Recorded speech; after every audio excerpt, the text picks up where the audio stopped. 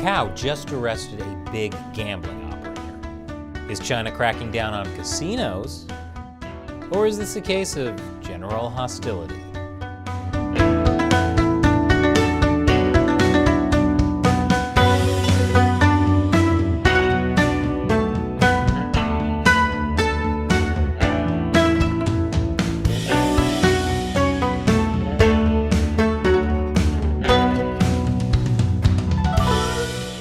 Welcome to China Uncensored. I'm Chris Chappell. Macau, it's a former Portuguese colony that's currently ruled by the Chinese Communist Party under the one country, two systems policy, the same one they used to rule Hong Kong. But while the Chinese regime sees Hong Kong as a rebellious kid that needs to be disciplined, Macau has always been the good, obedient kid. The good, obedient kid with a little bit of a gambling problem. Macau is the only place in China where gambling is legal. And over the last 15 years, it's become the biggest gambling center in the world. On the surface, Macau may look a lot like Las Vegas, but it's actually a lot more like New Jersey. Last week, Macau arrested 11 people for illegal gambling and money laundering. One of them was this guy, Alvin Chau. Chau was the founder and CEO of Sun City Group. His main business was operating gambling junkets in Macau. In fact, Alvin Chau operated so many junkets that he was known as the Junket King. Not to be confused with my neighbor, Lenny Russo, the Junket King. What's a gambling junket, you ask? It's a great way for rich Chinese people to get their money out of China. They need that money to buy expensive real estate in Vancouver, send their kid to Harvard with a Lamborghini, and most important, set up their Swiss bank accounts before the Chinese Communist Party collapses. The problem is, you're not legally allowed to take more than $50,000 out of China a year. And Macau junket operators like Sun City are the solution. How does it work? Take it away, 2017 Chris. So let's say you're one of these VIP clients, a Chinese millionaire who got your money from, totally legitimate sources, completely unrelated to corruption. So there's a casino, and it hires the junket on commission. The junket hires an agent inside mainland China. That agent finds you and sells you a VIP package for 1 million yuan. That VIP package might include transportation, a free luxury hotel room, plus 1 million yuan worth of free casino chips that just happen to be included as a bonus. This way, you're technically paying for the package, not the chips. That makes it legal. But there's a catch. Those casino chips cannot be exchanged for cash. They're called non-negotiable chips, or rolling chips. You actually have to travel to the casino in Macau and gamble all of them. But any chips you win back, well, those will be negotiable chips, which you can exchange for cash. So once you've spent enough time gambling that you've wagered all your non-negotiable chips, and hopefully won back most of them or more in negotiable chips, you can go cash them in for any currency you want, like US dollars, and then do whatever you please with that money. You won that money fair and square, outside mainland China. No more $50,000 transfer limits. Thanks for the explanation, Mi.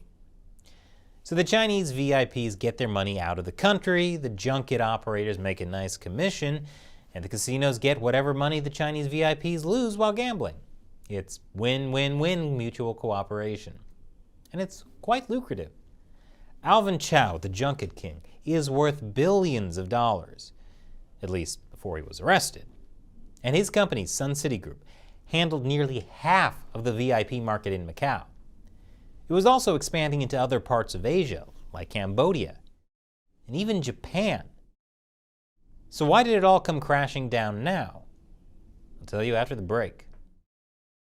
Welcome back. Macau Junket King Alvin Chau seemed to have it all. Money, power, the ability to dress like a Hong Kong film villain without people laughing at you. 2 kids with his beautiful wife. 4 kids with his beautiful mistress. So how did he end up awaiting trial behind bars? Well, Chau does have a shady background. It's pretty much an open secret that he's involved with the 14K Triad, one of the largest Chinese criminal organizations in the world. During his climb to the top, Chau reportedly became a disciple of Macau triad boss Wan Kwok Koi, aka Broken Tooth Koi, in 1995. Okay, if you end up following a guy named Broken Tooth Koi, chances are you're gonna end up in prison someday. Broken Tooth Koi is one of the leaders of the 14K triad. He was actually sanctioned by the Trump administration back in 2020. According to the U.S. Treasury Department, in addition to being a triad leader, Broken Tooth is a member of the Chinese People's Political Consultative Conference. The CPPCC is an official political body in China, but it's also part of the Communist Party's United Front system. United Front work involves influencing people outside China to support the Chinese Communist Party. So it's no surprise that Broken Tooth Koi built organizations to co-opt elite figures in Malaysia and Cambodia, and was disguising his illegal criminal activities as part of China's Belt and Road Initiative. Sounds like a swell guy. Alvin Chau, like his mentor Broken Tooth, is a member of the CPPCC. I'll get back to that in a minute. Chau was arrested in Macau not for his junket business, but for establishing an overseas betting platform and facilitating illegal online betting.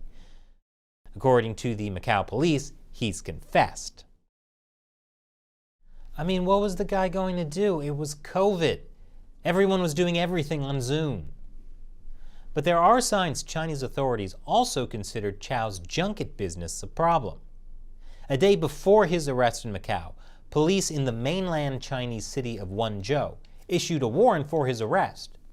They accused Chau of forming a junket agent network in the mainland to help citizens engage in offshore and cross-border gambling activities, and that he also set up an asset management company in mainland China to help gamblers make cross-border fund transfers. That is, he was helping people move their money out of China. A big no-no, even though, of course, it's long been an open secret that that's exactly what junkets are for. Now, Macau police claim their investigation has nothing to do with the Wenzhou authorities.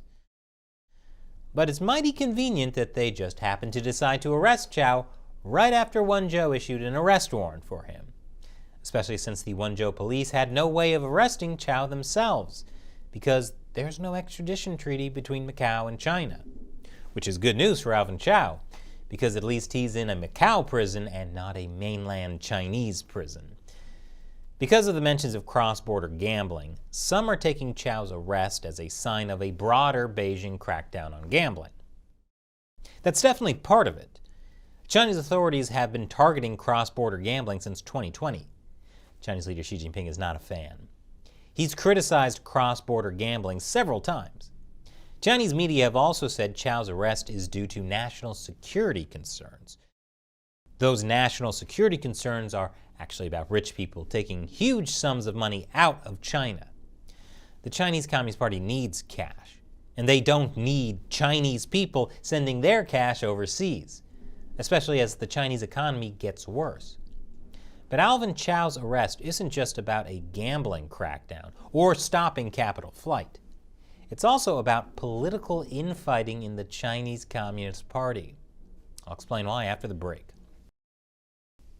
Welcome back. It's time for everyone's favorite communist soap opera, General Hostility. Previously on General Hostility, current Chinese leader Xi Jinping is bringing his poker face to the final showdown with former Chinese leader Jiang Zemin. Will Jiang and his faction stop Xi from winning the ultimate jackpot? Or does Xi have a card trick up his sleeve? Macau junket king Alvin Chau isn't just a businessman and a triad member. He's also a political operative. Like I said earlier, Chau is a member of the CPPCC, a United Front organization, which means he's involved in United Front influence operations. United Front operations have a long history in Macau. Although the Chinese Communist Party only officially took over the territory in 1999, they controlled Macau way before that. It started with the 12-3 incident on December 3, 1966, when mainland Maoists instigated anti-government riots in Macau as part of the Cultural Revolution. For the next 33 years prior to the handover, Macau was unofficially administered through business leaders and trade unions responsive to Beijing's interests. In other words, Macau was basically unofficially ruled by the Communist Party through business leaders and trade unions, aka the United Front. As a member of the United Front, Alvin Chau's business interest also supported the Chinese Communist Party's interests. His Sun City Group didn't just do gambling. It was also involved in tourism, real estate, and entertainment. Chau told People's Daily that he had collaborated on the production of patriotic blockbusters such as Operation Red Sea and Operation Mekong.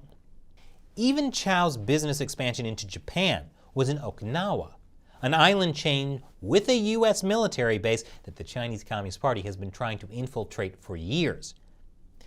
When Chau started succeeding in Macau in the early 2000s, Jiang Zemin was in power, and his faction has maintained influence in both Hong Kong and Macau. There are reports that Chau was a bagman for Jiang's faction. A prominent Chinese dissident said his party insider friends in the Macau system revealed that Chau is a white glove or bagman and a Macau asset of top party leaders. Those include Zheng Qinghong, a member of the Politburo Standing Committee and Jiang's number 2 man, and also Meng Jianzhu, the former Minister of Public Security and also a member of Jiang's faction. If these reports are true, Chau's arrest could be part of the power struggle between Xi Jinping and Jiang Zemin. Remember, Chau controlled nearly half of the junket business in Macau. He knows exactly who gambled their money out of China.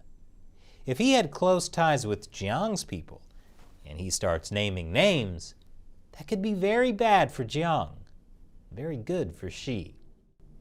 The investigation of Chau could furnish the Xi leadership with incriminating evidence to wield against the Jiang faction and other party elite who oppose Xi Jinping.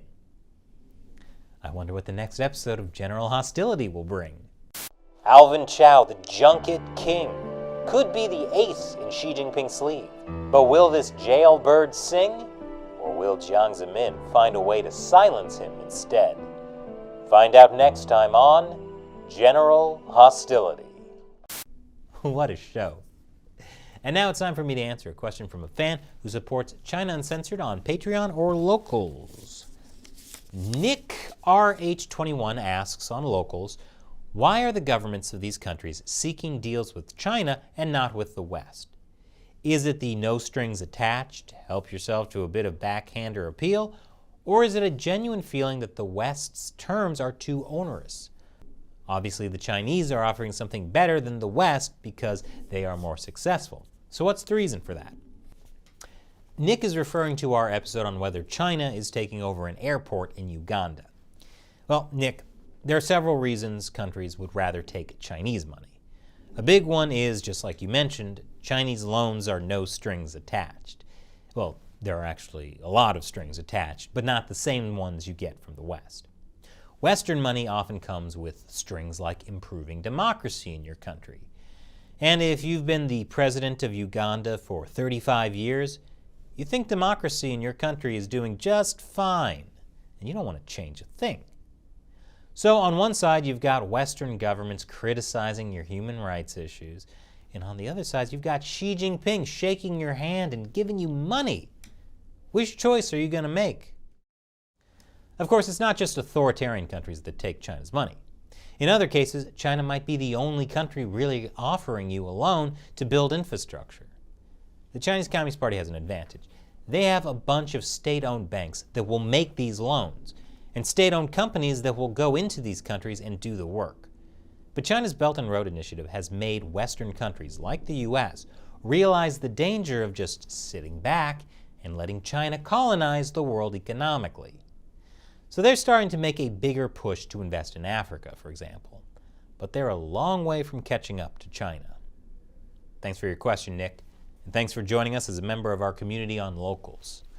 We rely mainly on viewer support to keep the show going.